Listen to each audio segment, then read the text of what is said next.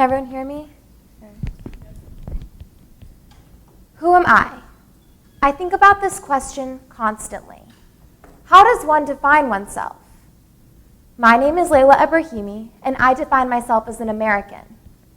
However, more importantly to me, I define myself as an Iranian American. So I've heard that in order to create a TED Talk, you need one thing, an idea. I have an idea so full of passion, I could call it a dream. It's a vision for the future, and it's a wish for generations to come.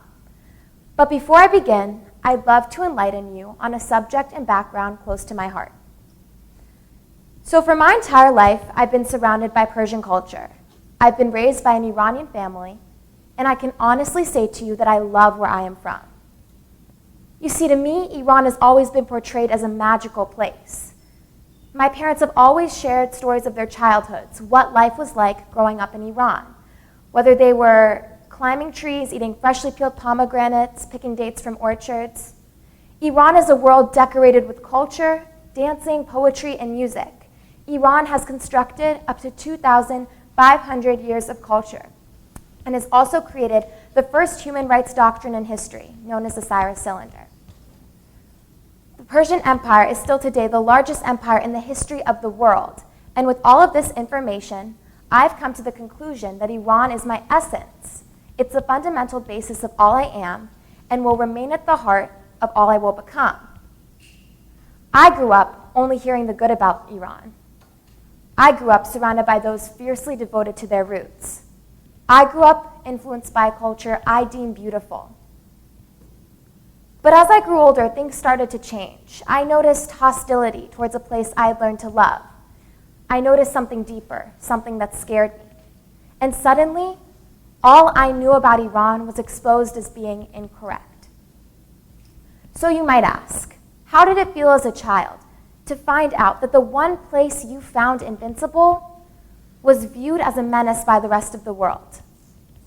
It was devastating. I began to realize that the Iran I know is remarkably different than the Iran that you know. What Americans see is hatred, anger, the axis of evil, disorder, chaos, fundamentalism, dictatorships, and on this list will go. But this is wrong. So I'm constantly asking myself, why is there this disconnect between my reality and your perception? And finally, I've come to the conclusion that this has all stemmed from the public media. So living here in the United States, the news we receive concerning Iran is this constant monotonous drone of negative feedback. Never do we see the beauty of this country, only bleak images, anti-Americanism, accusations of terrorism. But why do we ignore all that is good and all that is positive in Iran? Why do we only see the negative? This Iran that is portrayed to you only represents a fraction of the population. Is it fair to condemn all Iranians because of outlying incidents? Did all Germans support the Holocaust? Did all Americans support the bombing of Hiroshima and Nagasaki? No. But why is it that Iran and its people are included in the axis of evil? Why is it that this country is publicized on television only when something bad has happened? Why has the Muslim religion become associated with the word terrorism? And why has the global community failed to recognize this as a morally incorrect mindset? So I looked up the word terrorism, and I found that terrorism is defined as the use of violence and intimidation. What I'm going to point out to you is that this definition has nothing to do with the Islamic religion, and it has nothing to do with Iran. Terrorism exists all over the world. The Sandy Hook school shooting, the Oklahoma City bombing, the Charleston church shooting, these are all American examples of terrorist attacks. This word is thrown around casually now, and unfortunately, many have come to associate it with the Middle East and the countries that it consists of, never realizing that this association is wrong.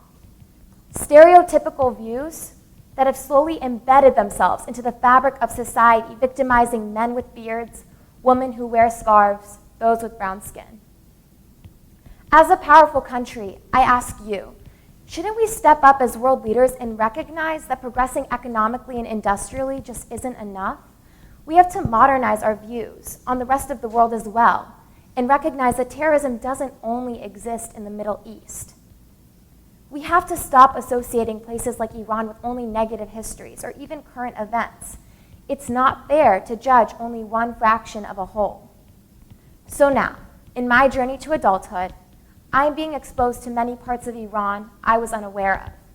But the country in my mind still exists in vibrant colors and beautiful images.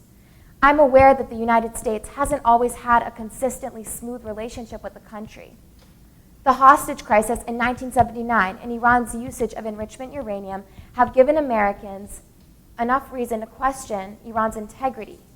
But what I'm asking you to do today is to take these instances, remember them, acknowledge them, accept them, but set them aside. Take a moment to look deeper into a country that we have been taught to find immediate fault with. Understand that there is more than what the news displays. Iran is not what you think. It is not what you perceive.